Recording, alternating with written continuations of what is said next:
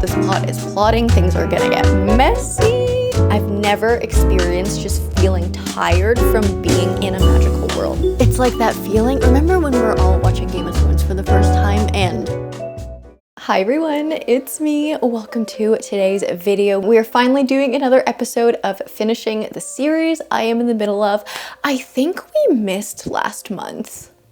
I think something happened where last month I was just doing a lot of other themed reading vlogs and I missed doing our monthly series update, which is, it's been such a disaster, you guys, because my series count went up. I think in the last episode we made it down to 24 series I'm in the middle of, and now, alas, we are back up to 29. I'm gonna blame it on that week where I decided to read The Way of Kings, Red Rising, and The Dagger and the Flame, ultimately starting 3 new series. While, you know, we've been trying to do this project of whittling down my series, we have gone backwards, but we are going to combat that this week by finishing 3 series I'm in the middle of, so we can at least like break even, you know, go back and reverse the damage I did in that really ambitious week. So I do have my little pile of sequels I could potentially read this week. There are certain books in the stack that I really want to get to, like The Gilded Cage by Lynette Noni for one, book 2 in the Prison Healer series. I just really desperately want to get back to this, but reading this would not complete a series for me because it's only book 2 out of 3. Same thing goes for something like A Torch in the Night by Sabaa Tahir, book 2 in the Ember Quartet, but that will unfortunately not finish a series for me. And I also want to get to The Mask Falling by Samantha Shannon. Definitely need to get back into this world, but the 3 series we are actually going to be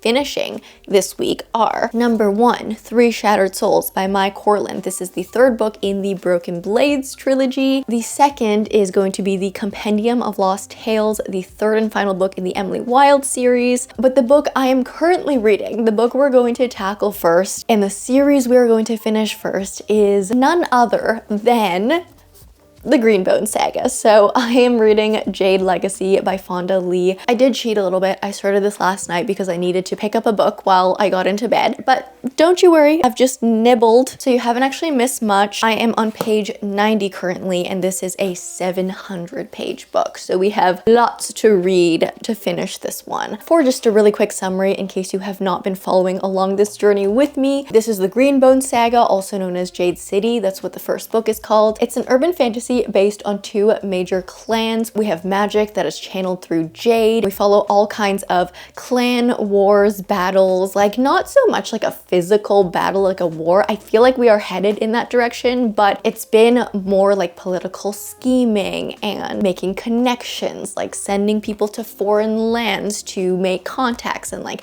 all of that stuff, like planning finances, which kind of sounds like not the most interesting book when I describe it like that, but it is, trust me. This series is absolutely incredible. Really gives those like territory wars, and I'm kind of scared to finish this series. I'm so excited, don't get me wrong, but a lot of you have kind of like made me really anticipate this book as being one that will be very emotionally, very like traumatizing to read, because some of you have literally told me, like, Jamie, you need to film yourself finishing this series, record it and show it to me, because I don't know why, you didn't really tell me why, but just from the things I've heard, I feel like this is gonna break me. I am scared. And just from the things that have happened in the first 2 books, I know that Fonda Lee is really not afraid to just like eliminate a character. She has shocked me already so many times throughout this trilogy, and who knows what'll happen, really. No one is safe in this world. But yeah, started it last night. I'm just getting back into the world. It is a lot easier for me to settle back into the world this time around, because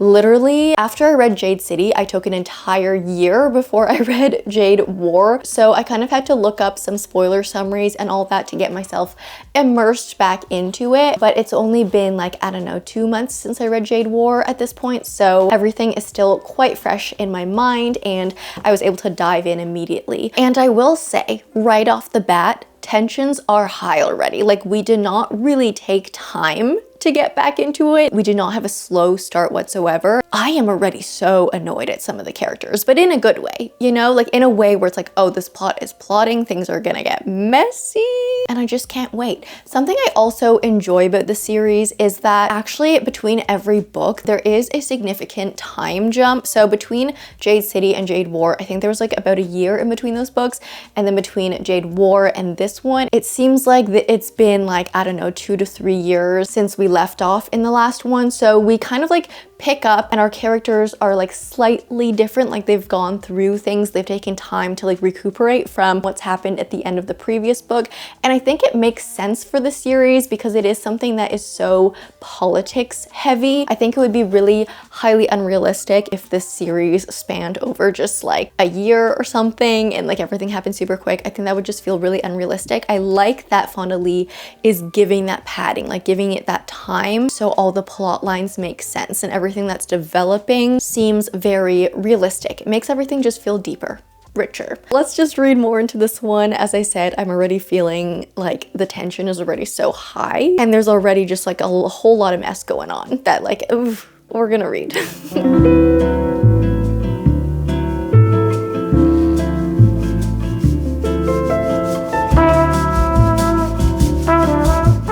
I'm gonna be so honest with you guys, I have nothing interesting to say to you right now. I am a little bit farther in now, I'm on page 175, but I honestly don't have any like further observations. I don't know, just throughout this entire series, I think it's just been a very consistent theme of just like these books are wonderful. I think I've said like almost all there is to say about these books in general, so if you've been following along the ride with me, you pretty much know all my thoughts. Like just such consistently great writing. I also have been talking about the characters that Fonda Lee creates throughout this entire series. They are all just so interesting, and not even just like the main characters, but everyone, every single secondary character, even the ones where we don't see their POVs. I swear every single character in this world has an interesting backstory. No character is perfect as well, which I'm also loving. And just one more observation before I just dive back into this today. There are some interesting time jump choices in this book actually. I don't know how long this 700-page book will span, but already we just had like a 7-year time jump from one chapter to the next. So I'm really interested to see like actually like what the timeline of this book is, because we still have 500 pages left, which is quite a lot, and 7 years have already passed since like page 1 of this book to page 175. So that's actually kind of interesting because I don't think I've read a fantasy book that spans this long of a time. Actually, no, like if you think about something like Addie LaRue, obviously that spans like, I don't know, thousands of years, but I feel like that doesn't even count because it's on the whole other end of the spectrum. And it's also really interesting seeing all the characters now versus where they started in Jade War and how much they've changed over like literally so many years, and after like everything they've gone through in the series, you really get a deeper emotional hit with that. But I am gonna continue reading this today. I'm still so scared as to what's gonna happen at the end because I feel like there have already been things that have been quite traumatizing that have happened already, and I'm only just really at the beginning of the book if you look at the length of it. So let's keep reading.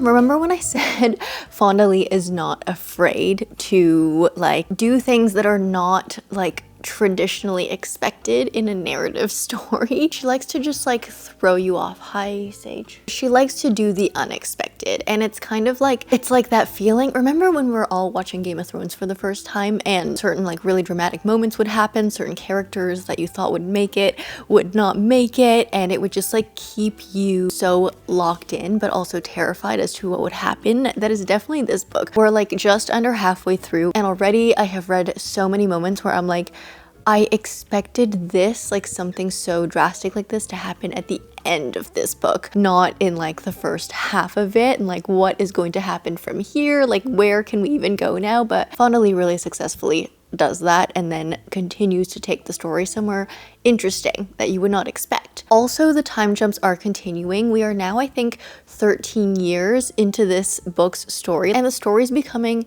even cooler now, I think, because now it's turning into a bit of a generational story. Like, we've been following kind of like a couple generations, but mostly one generation as like the main characters in this series. But then like now that we've spent so much time, like some of them have had kids, and for the most part we've been seeing those kids, like as babies, as toddlers. But now we're at the point where those kids are getting their own POVs, and they're also growing up and becoming teenagers and just coming into like fully fleshed out characters of their own. So yeah, now we have a generational vibe going on to add to all of the politics, and it's giving a whole other dimension to the theme of family loyalty, which is also a big theme in this book, like family loyalty versus clan loyalty. I'm really excited. I'm really curious to see where these like younger POVs take us and how different they'll feel compared to the ones we've already been following. Yeah, you guys, I am just eating this up so far. I am loving it. I don't know if I've given a book in the series 5 stars yet. I think the first 2 books have been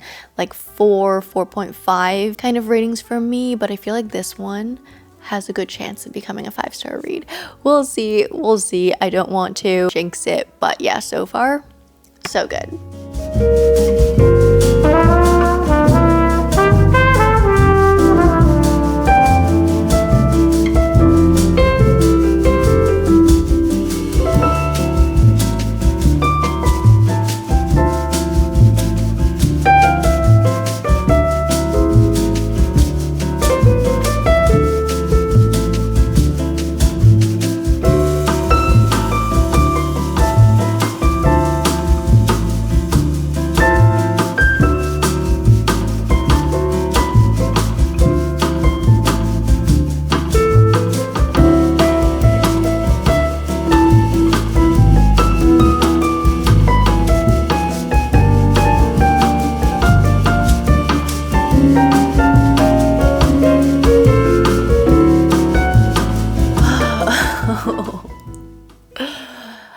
I can't believe it's over. I genuinely cannot believe it's over. I also cannot believe I read this book in 2 days. I did basically devote all of my time today to read this though. I did a little bit of work this morning, but then really just read this like from, I think it was like 10:30 a.m. this morning. I started at like page 175. That's the point I was at this morning, but then since then, all day I've just been devouring this book, and it's like 5 p.m. now and I just finished. What can I say about this? I feel like I've just gone through, like as I mentioned, so many generations of this family and just seen all the different characters within the family, and there are a lot of characters that we follow outside of the family as well, but like I think you could say that the heart of this series is the Call family, like the family who leads the No Peak clan. That's like our main clan. I just feel like I'm a part of this family now. Like I have No Peak pride. Like as I'm reading this book, I'm like, I truly wonder what this series would be like if we followed the Mountain Clan instead of the No Peak Clan, because from the perspective that we see the story in, obviously like the Mountain Clan, they're the enemy clan, we don't like them, they do all of these things that are so bad and wrong. But when you think about it, so many of the characters that we follow on the good side, the No Peak side, also make terrible decisions and like ruin people's lives. And you know, when you're a leading figure and really influential in politics and stuff, you're going to have to make decisions that suck. Not a single character in the series got off just being perfect the whole time, which I honestly respect. But you also, like, even as you are watching these characters make these horrible decisions, you can't help but root for them. Like you get so frustrated at them sometimes, but then you're still like, oh, like please, like don't do that instead. And you want what's best for them, and you're still supporting them even if they make really bad decisions sometimes. And I think it's because most of them have good intentions. Like they might be very flawed. They might only see like one little wedge perspective of the world, so they're not making the right decision like for the greater good, let's say, but their intentions are not terrible.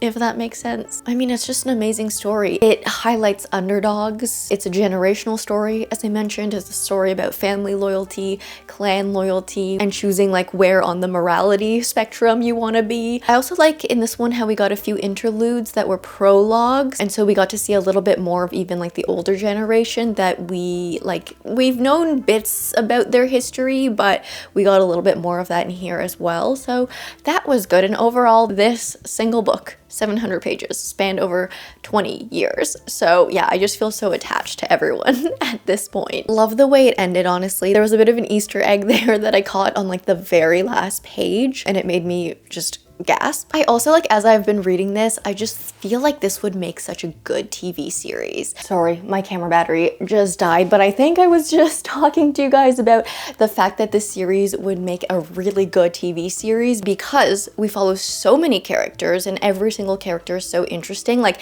this would work really well with switching POVs, parallel storylines, and there's just so much that goes on in here across like all different locations. Like, this would make such a good series. Someone needs to pick this up immediately. So yeah, that's done. I really want to give it a 5-star, but I do think it was maybe a little bit long. But I think I'm gonna settle on a 4.75, which is a rating that I never really give. I usually, you know, it's either a 4.5 or a 5. But in this case, I'm gonna make an exception because this was such a wonderful book. It's gonna be a 4.75 from me. That being said, let's finish another series. I don't know if I want to jump into 3 Shattered Souls right now because judging by the title of that book, some souls might be shattered and it might be another like very intense read, and I don't know if I'm ready for that. So I think I'm gonna pick up the Emily Wilde book because that, you know, overall is cozier, and that's probably what I need right now before I jump into something intense again. So what I want from this one is plot, essentially. I liked the first 2 books of the series, but I didn't love them. I think they were very cozy. I think the writing was very cute. I think there were some moments that were lovely, but especially in the first book, the plot really bored me. There was not much that happened. It was very slow moving. It was very much a for the vibes book, but not a for the plot book. So the second book did have a little more plot and action happening, and I've heard that this third book has the most plot and action for like throughout this entire series. So I'm hoping we get that for Emily Wilde's Compendium of Lost Tales by Heather Fawcett. I'm probably gonna start reading tonight in bed, and then I'll update you guys when I have updates. But also I just noticed there are eyeballs on this cover. That's a little creepy. I don't know how I feel about that, but yeah. I'll update you later, probably tomorrow. Hey guys, how cute is this little setup? I just filmed a sit down video, but I thought while I'm here, I might as well update you for this reading vlog. One sec, my throat's parched from talking so much. I need some water. But I did get into the Compendium of Lost Tales yesterday. I'm at around page 80. And as I was getting into this, I was realizing how much I've forgotten about the plot of the second book. And it's so funny because I always say I enjoyed the plot of the second book more than the first book. But then when I think back to it, like I always remember what happened in the first book, but I completely forgot what the second book was even about until I started reading this and they started talking about stuff that happened in the second book. And I was like, oh yeah. Now it's coming back to me. Like, it was just like deep back in my memory and had to come back to the forefront because I had read the second book so long ago. I so far am enjoying this. It's definitely a lot cozier, definitely a very different tone compared to Jade Legacy. But what I think throws me off about this book is, how do I word this? So obviously I've been wanting more of an exciting plot within the series. That's what I've been saying over and over and over again. But now that we have more of an exciting plot, I am now realizing how that really does not fit with Heather Fawcett's writing style. Her writing is so quirky. It's kind of cute. You know, it's humorous in the way that her characters talk, and even in the way she describes things. Everything is just like a little bit funny. But now that we have a bit of a higher stakes plot, and you know, we're talking about battles and fights and like blood being on blades and, you know, stuff being in danger, I'm now realizing how weird it seems. Like the kind of clash between her cute writing style. Like you'll be reading something and you'll be like, yeah, this is cute because of the way it's written, but then you'll realize like someone has a blade to someone else's throat and you'll be like, oh. And even like at points, some like kind of scarier fairies will pop up and they're described as these very gruesome beings, but these gruesome things are being described in the cutest way. And it feels kind of weird and I don't know how I feel about it. So yeah, I don't know. It's just kind of funny because I've been asking for more excitement, more plot. And now that I have it, I'm like, this is kind of weird. I don't know if it suits the vibe of the writing. I don't know. So I'm a little conflicted there, but I am only 80 pages in, so we'll see. I don't know how I feel as I continue reading. Something so unexpected has happened in this book, okay? First of all, yes, I am much further in. I'm getting down to like the last portion of this book. I think I'm on page 276. Let's talk about the plot first. There's something about it that just feels like bumbly, if that's the word for it. Like it just feels like it's bumbling along. And there is like one goal we are trying to achieve. In the first book, our main character, Emily, goes to Leos Land because she wants some more information for her encyclopedia of fairies that she is writing. In the second book, she is working on a map of the fairy lands or like fairy doors.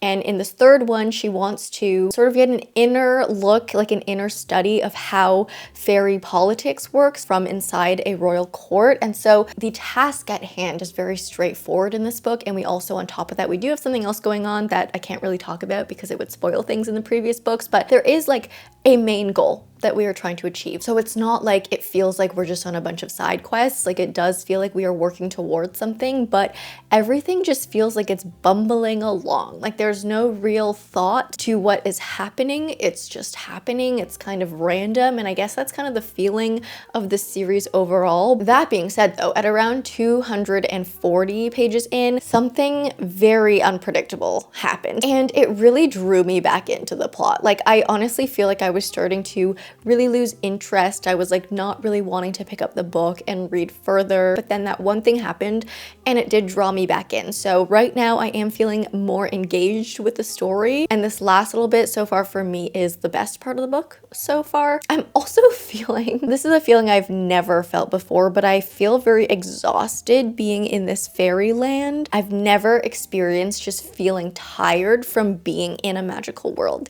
like never in my life. So that's definitely not a good feeling. I mean, I think it kind of suits the story because there are times in this book where Emily, our protagonist, is feeling exhausted at being in this fairyland and like needs to take breaks and like go back to the mortal realm to just like reset herself. So maybe that is sort of what Heather Fawcett was trying to achieve. Like I, as a reader, am feeling the same exhaustion that Emily Wilde is feeling, but I don't know, it's not a feeling I want to feel. I also don't love the romance in this book. I think the love interest is a very acts of service, gifting kind of a guy, and I do like a few of their moments together, but I think overall just the way the romance is written feels very odd to me. Emily will look at him and a lot of her descriptions of him are like, oh, he's beautiful, but he just seems like there's something eerie and weird and creepy and sinister like behind his beautiful skin, and it gives me shivers, but not in a good way. And these types of moments happen very, very often, and I'm like,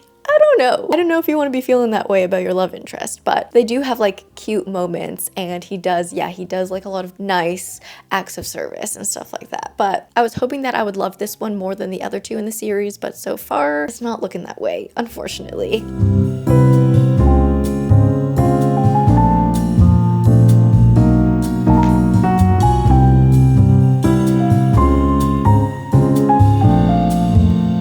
I don't know, you guys. I'm not convinced.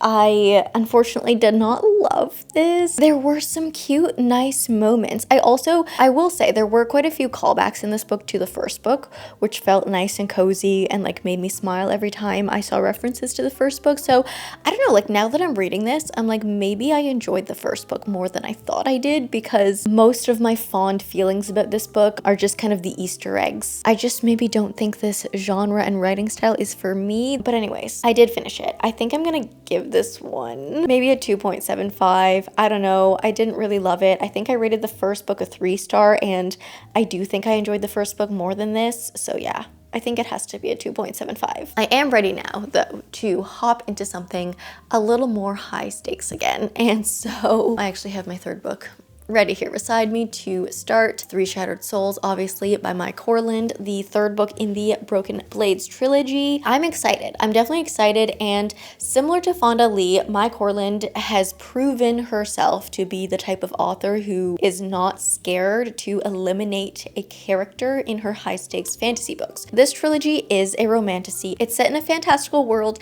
that is loosely inspired by elements of Korea, I believe, and we follow 6 different POVs, kind of all different characters from all sides of the spectrum. We have like an assassin, we have a poison maiden, we have a strong arm, we have an exile, a nobleman, and in the first book they get hired by a mysterious person to work together to assassinate the enemy king. And so from there, we've just gone on this really, really high stakes, really fast-paced journey. I would say the series overall is like a heist series. And yeah, it's not perfect, but it's just been super, super fun to read. So I'm excited to get into something a little more fast-paced and to see how this story concludes, where all of our characters end up going.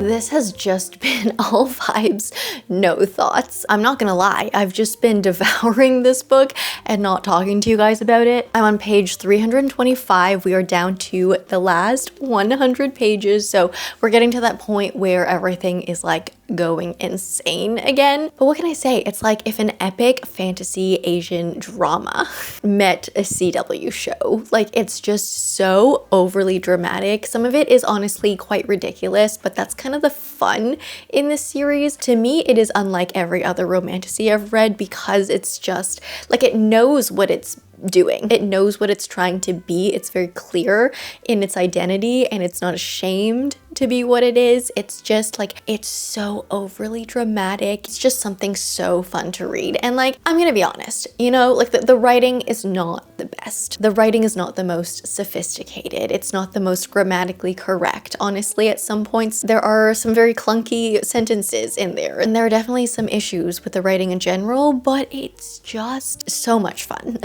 Like something that's just so dramatic, something that would make such an addictive TV series. I don't know. I'm having fun, guys. I'm also having a lot of fun with this one because as the reader in these books, we've sort of shifted in positions. In the first book, it was very much like you had no idea what was going on, and all of the characters definitely knew more than you did. Like, they were not sharing everything that was going on in their brains with you. You were kept as a reader in a lot of mystery, and then so we got all of these big reveals and betrayals and stuff at the end of the first book, and the next 2 books do have elements of that as well, but we've also shifted into this phase where as the reader, there are certain things where you know more than the characters because you're watching a whole bunch of different POVs, and some characters know certain things that other characters don't. So then when you see that other character, like let's say character A knows something about character B that is very significant, but character B thinks otherwise, like they don't know that fact, and then because of that, they make certain decisions that if they knew what character A knew, like they would definitely not be making that decision. So then as the reader, you're watching character B make this decision and you're like,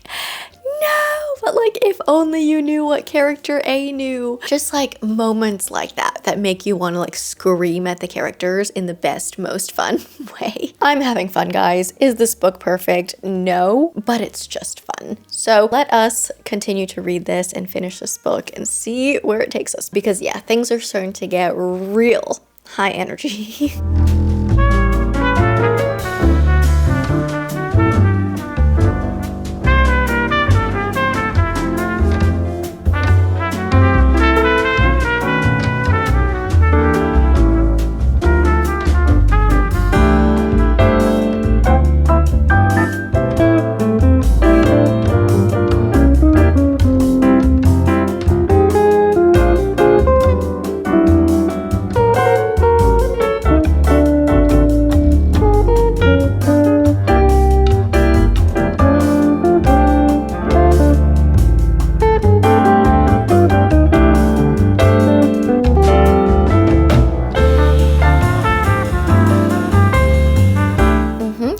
just sat here and watched me devour the end of this book.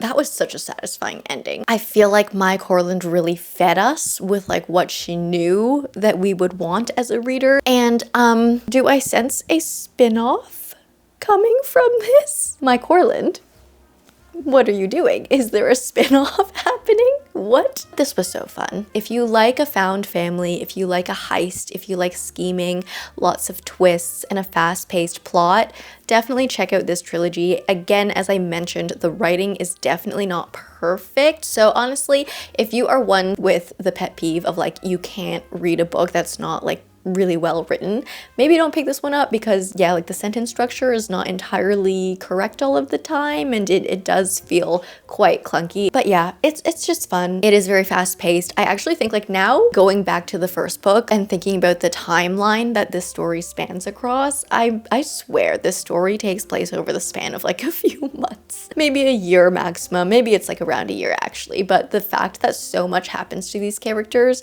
and like everything's so serious and they bond so quickly and you know it's only been a year, like that's basically the vibe of this story. Like it's just so over dramatic, as I've been saying, but like in such a fun way. I don't think it goes that far in depth into anything really. It just sort of skims the surface of a lot of fun, exciting things, which can be a bad thing, but it also can be like a good thing, just depending on what mood you're in. I do still think the first book is my favorite in this series.